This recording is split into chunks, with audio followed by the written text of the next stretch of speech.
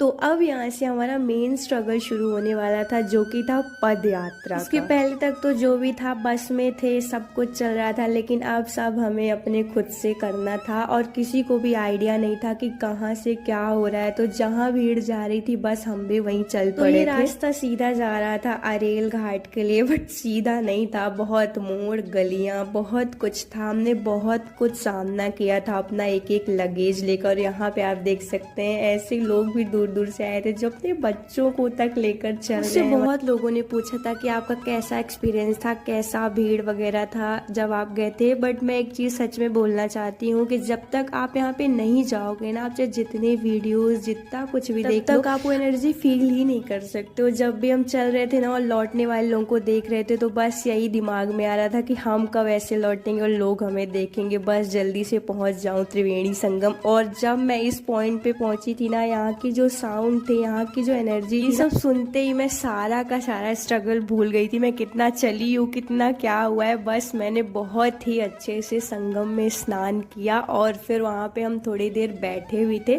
उसके बाद थोड़ा बहुत खाना पीना हुआ और फिर हम 40 मिनट 1 घंटे के अंदर ही वहाँ से फिर से पद यात्रा करते हुए निकल आते हैं। प्रयागराज की मिट्टी भाई इतनी प्यारी होती है, मैं तो मजे से खेलते हुए आई थी। और अभी हमारा यहाँ स्ट्रगल खत्म नहीं हुआ था, अभी और भी हमें कुछ कुछ सहना था, जो कि था हमारी बस जिसमें हम आ रहे थे, उसे चलना था 11 बजे, लेकिन वो 12:30 तक वहीं पे खड़ी थी और फिर किसी बस को ठोक कर चल पड़ी थी। उसके कारण उसमें केस हो गया था और फिर हमें बस चेंज करनी पड़ी थी।